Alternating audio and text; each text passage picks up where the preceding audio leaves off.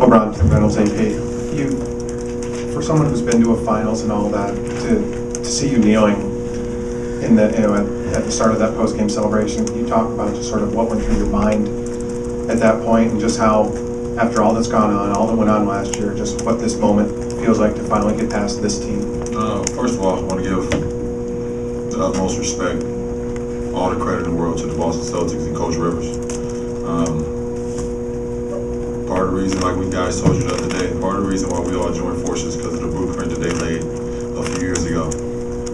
Putting multiple threats out on the court at the same time and understanding how huge that is for a team to have to cover. They pushed us. They pushed us every game and every second, every play, every minute on the court. And if we ever made a mistake, they made us pay for it. To answer your question, everything went through my mind at that point. Finally, getting over this hump against this team. Everything I went through this summer with with the decision and deciding to come down here to be a part of this team, because I knew how important team is to this sport. It's not about an individual, and everything, all the backlash I got from it. Everything. The talks me and Dwyane had. I'd be up here for 2 hours if I tell you exactly everything that went through my head, but we're just very emotional at that point, and I'm happy that we got through it as a team. Dwyane, we mentioned this early in the series. Go back to that point last year against Boston, the end of the series, not going out in the first round again. Now you move on. How much different does it feel to know that when you have a big night, there's someone next to you having a big night, and that there is someone alongside of you, as the scores have shown through the playoffs, who scores as much as you, does as much as you? How good a feeling is that going forward for you? Obviously, I think you're not beating the Boston Celtics. You're not beating a team like the Boston Celtics with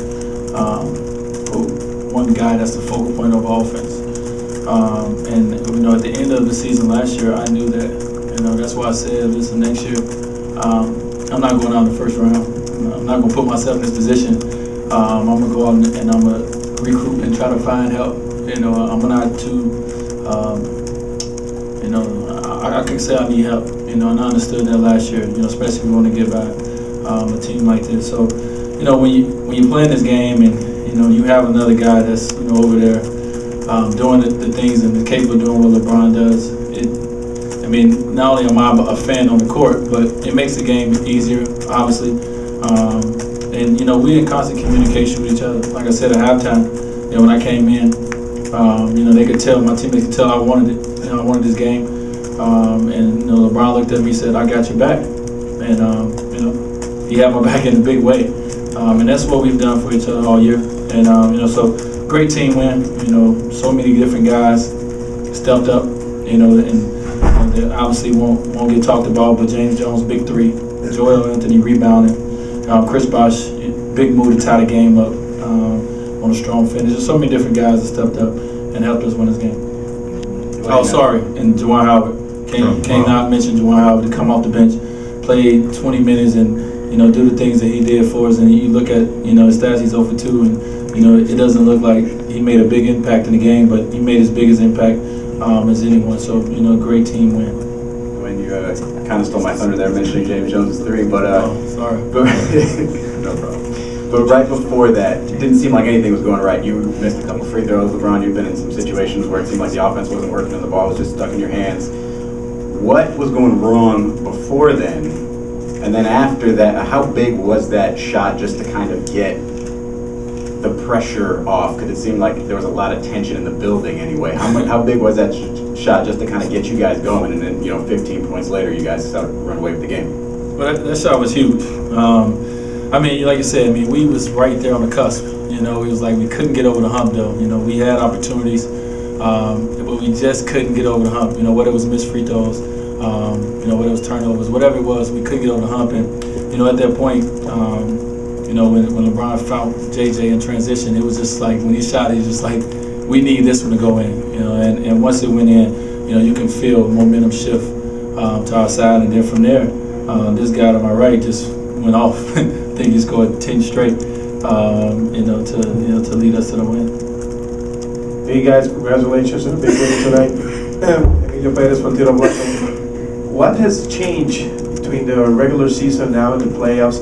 You guys didn't seem to be able to close those games the regular season, and now you're going through like it's more easy kind of a way. What had changed emotionally from those kind of games in the playoffs? I think just going through those situations throughout the regular season and failing and not being afraid to fail. And when you get to that situation again, taking the challenge. It was a couple of times this year where I failed. D-Wade didn't make the right play. I didn't make the right play for the team to win. We lost games like that. But as leaders, you can never be afraid to, when that challenge is put up on you again, to step up for your team. And as leaders, we've done that. So I think everything that we've went through the regular season has helped us in the postseason thus far. And it's not a situation we haven't seen, in this postseason that we didn't go through in the regular season. I want to ask you guys specifically about Boston. What does it feel to be finally on the other end of one of these against the Celtics? I think it feels great, honestly. I've been through a playoff series and regular season games and not having much success against these guys. And, I knew deep down in my heart, honestly, I couldn't, as much as I love my teammates back in Cleveland, as much as I loved home, I knew I couldn't do it by myself against that team. And I knew that was the team that I wanted to get over the hump against.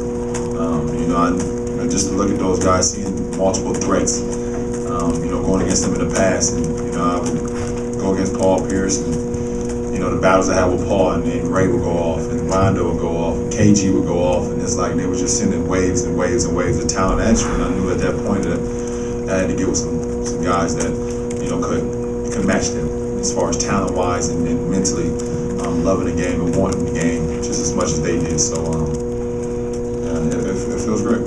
Right. No question about it. There's so much respect, between both teams. Obviously, like LeBron said, Davis, when we went into the summer of 2010, or the summer of LeBron, whichever y'all call it, we went into the summer, obviously the Boston Celtics was on our mind heavily. And, when you decide,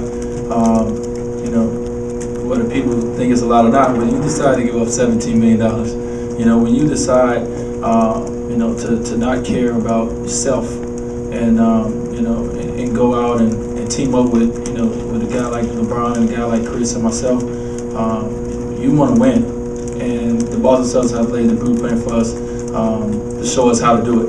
And, hopefully, we can continue to carry on, the blueprint that they laid. And I also just want to follow up by asking, you guys have talked a lot about what it means to be on the court with each other as scorers, as players, but what did it mean to do this tonight with one of your best friends next to you? It means everything, honestly.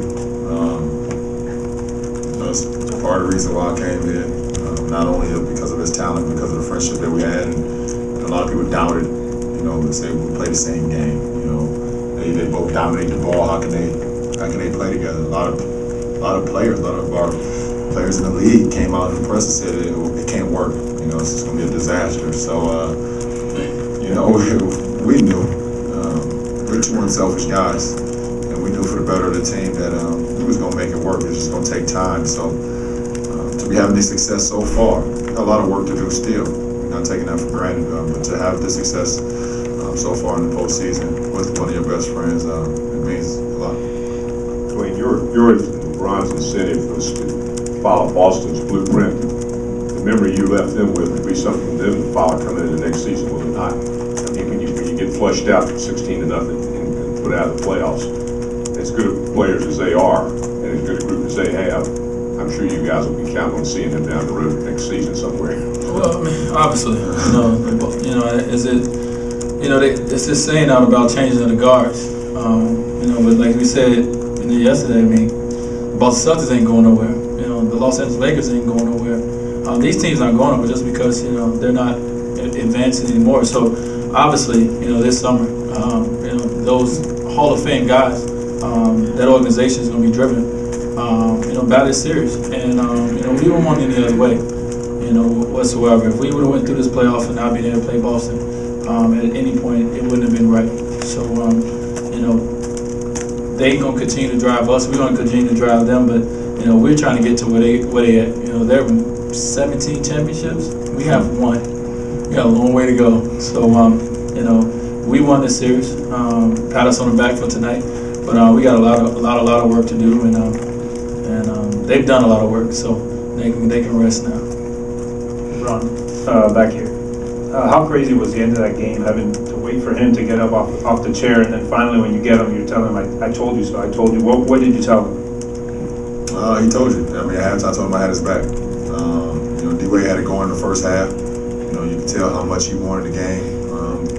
You know, I don't think I was playing particularly well at the time in the first half. I think I didn't shoot the ball well, missed my first 5 or so shots. But I just told him I got your back. I will make sure I show up for this game for you. And, you know, I guess you guys always see at the end of every win, with me and Dwyane, we always kind of just, you know, pat each other on the back, you know, and just tell each other how much that game meant, and how much work it had to wait for him a lot longer this time, because they were trying to pick him up off those chairs over there.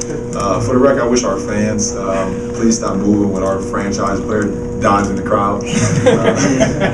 We need him, so please stop moving. Just grab him. I mean, he's only 6'2", so. Okay, 6'4", I apologize. But I mean, just embrace each other, man. It's a huge step for not only myself, but for Dwyane just going against this team. And like I said, we got a lot of respect for those guys, a lot. Ron, you talked a lot about the decision, but you had to, you know, you said you had that series last year, the way it ended. You did some soul searching. You talked about how much you thought about that over last year and the way you ended the series differently than last year. I knew, no other way. I had to go through Boston at some point. You know, and just like I said, I went through a lot. You know, with deciding to be here and the way it, you know, panned out with all the friends and family and the fans back home. And I apologize for the way it happened.